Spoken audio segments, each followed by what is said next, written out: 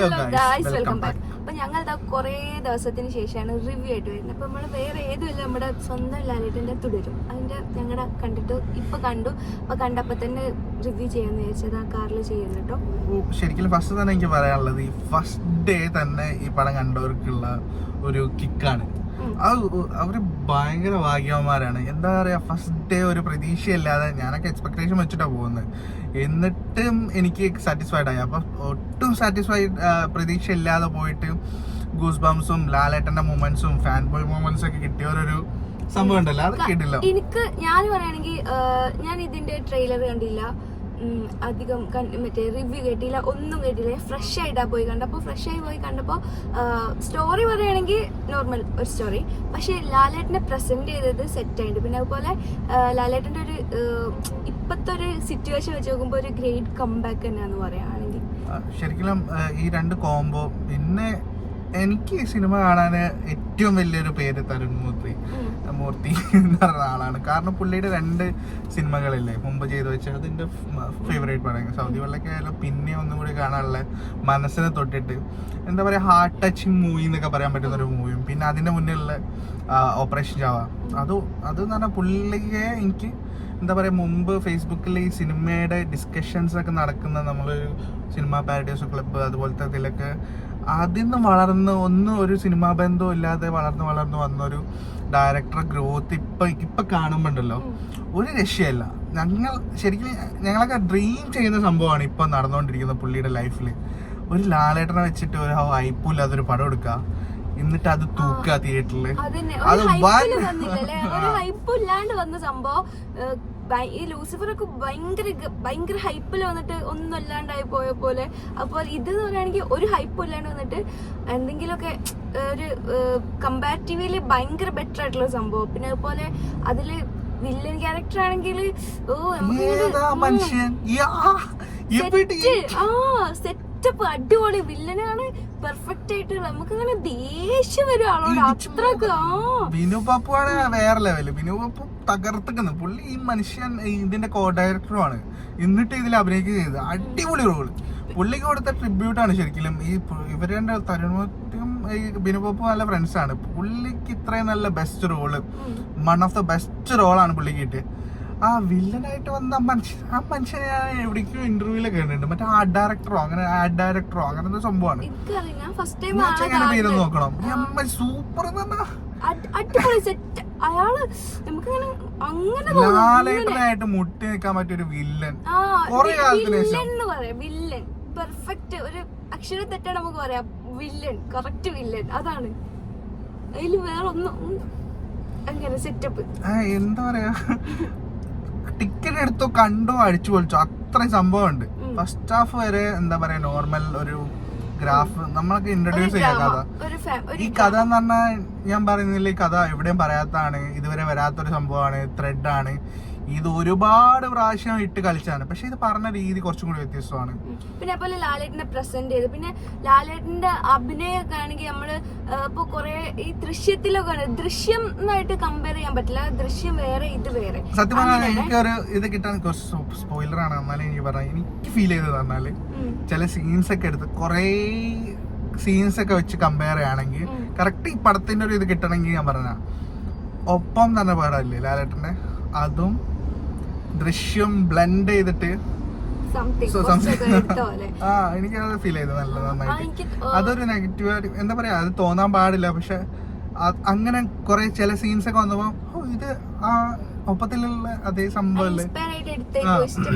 പക്ഷെ ടോട്ടലി പറയുകയാണെങ്കിൽ സെറ്റപ്പ് അടിപൊളി, നല്ല ഫിലിം. പിന്നെ പാട്ട് പറയുകയാണെങ്കിലേ നമ്മള് ഇപ്പത്തെ ഒരു ട്രെൻഡ് എന്ന് പറയുകയാണെങ്കിൽ ഭയങ്കര DJ അങ്ങനത്തെ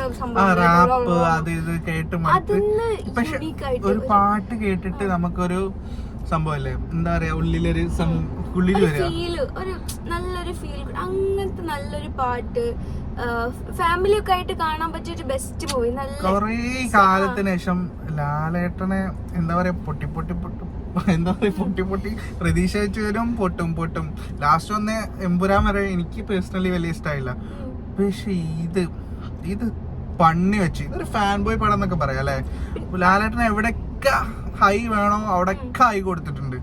നിങ്ങള് എന്നിട്ട് പുള്ളി പറഞ്ഞിട്ട് തല്ലി കൊല്ല വേണ്ടേ, ഒരു ഫാമിലി ഡ്രാമ മാത്രമാണ്, നിങ്ങളൊന്നും പ്രതീക്ഷിച്ച് വരരുത്. പക്ഷെ സംഭവം ഇருக்கு ഫാമിലി പ്ലസ് ത്രില്ലർ. അത് നമുക്ക് ഇങ്ങനെ എന്തായിരിക്കും ഉള്ളിലൊരു വെറൈറ്റി കഥ പറച്ചിലാണ്. മഹാരാജ അല്ലേ തമിഴിലുള്ള മഹാരാജയുടെ കഥ ഒരു നോർമൽ കഥയാണ്, പക്ഷെ അവര് പറഞ്ഞ രീതി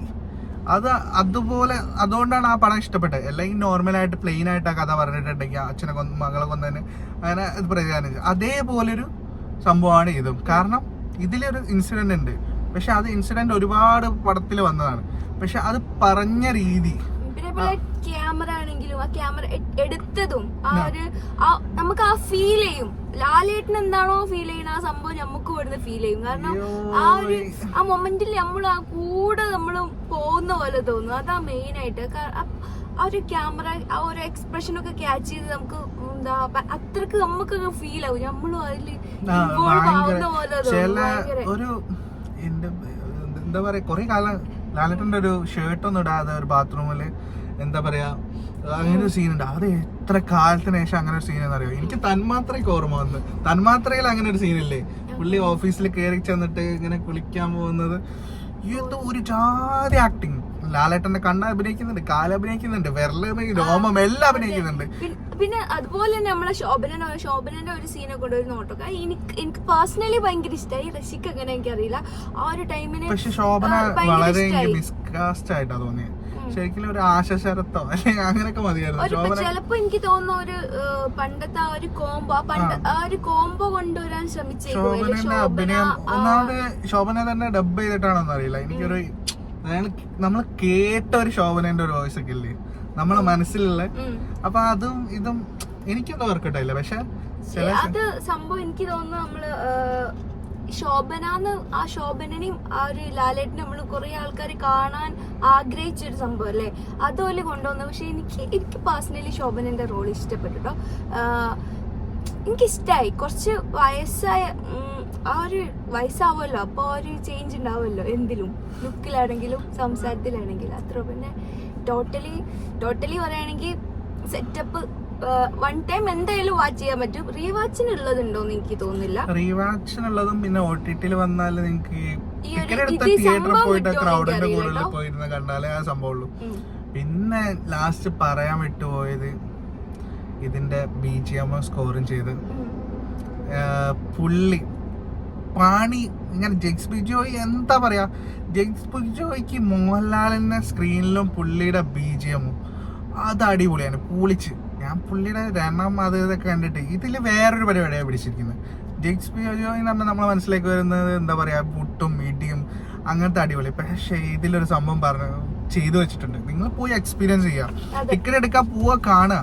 എന്തായാലും 2 ആഴ്ചത്തേക്ക് ടിക്കറ്റ് വരുമ്പോ വലിയ സെറ്റപ്പ് കിട്ടാൻ ചാൻസ് കുറവാ. കാരണം ആ ഒരു OTT വരുമ്പോ നെഗറ്റീവ്സും ഇതിനാണോ തള്ളി മറിച്ചതൊക്കെ പറഞ്ഞിട്ട് അങ്ങനെ വരാൻ ചാൻസ് ഉണ്ട്. പിന്നെ നമുക്ക് വേറൊരു എനിക്കൊരു ഇത് തോന്നിയെന്താ വെച്ചാല് ഫസ്റ്റ് ഹാഫ് വരെ ബെസ്റ്റ് ആണ്, പക്ഷെ നമുക്ക് ഇതെന്താ സംഭവിക്കണ വിചാരിക്കും. നമുക്ക് അങ്ങനെ തോന്നും. അവിടെ ഇവിടെ എന്ത് സംഭവം എന്താന്നുള്ള നമുക്ക് ഭയങ്കര ഇതായി തോന്നും. പിന്നെ സെക്കൻഡ് ഹാഫിലാണ് കഥ വേറെ ലെവലിലേക്ക് പോണത്.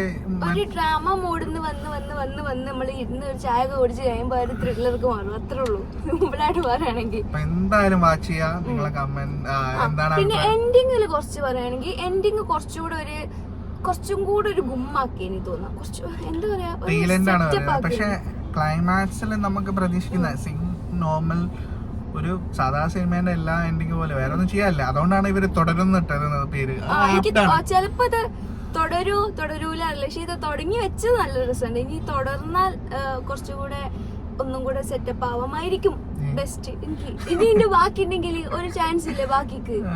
അത് അലമ്പാണ് എനിക്ക് തോന്നുന്നുണ്ട്. എന്താണ് നിങ്ങള് വാച്ച് ചെയ്യാൻ, ഇത് ഞങ്ങളെ പേഴ്സണൽ ഒപ്പീനിയൻ മാത്രമാണ്, ജസ്റ്റ് പറയണം തോന്നി, അതുകൊണ്ടാണ് കാണുന്നത്. പ്രത്യേകിച്ച് പറയണ്ടേ, ഇത് ഞങ്ങളെ ഇന്ത്യൻ റഷ്യന്റെ അഭിപ്രായമാണ്. നിങ്ങൾക്ക് വേറെ അഭിപ്രായക്കും നിങ്ങൾക്ക് വേറെ പോലെയൊക്കെ തോന്നിയത് ഇത് ഞങ്ങളുടെ അഭിപ്രായമാണ്. That's it. അതുകൊണ്ട് ഞങ്ങൾക്ക് പറയണം തോന്നി പറഞ്ഞു, അത്രേ ഉള്ളൂ. അപ്പം ഇതാണ് ഞങ്ങളുടെ റിവ്യൂ. നിങ്ങളുടെ അഭിപ്രായം എന്താ, കണ്ടോലെ അഭിപ്രായം ഉണ്ടെങ്കിൽ നിങ്ങൾക്കും പറയാം. ഓക്കെ. അപ്പം വേറൊരു വീഡിയോ ആയിട്ട് അടുത്ത റിവ്യൂ ആയിട്ട് വരാം. ബൈ.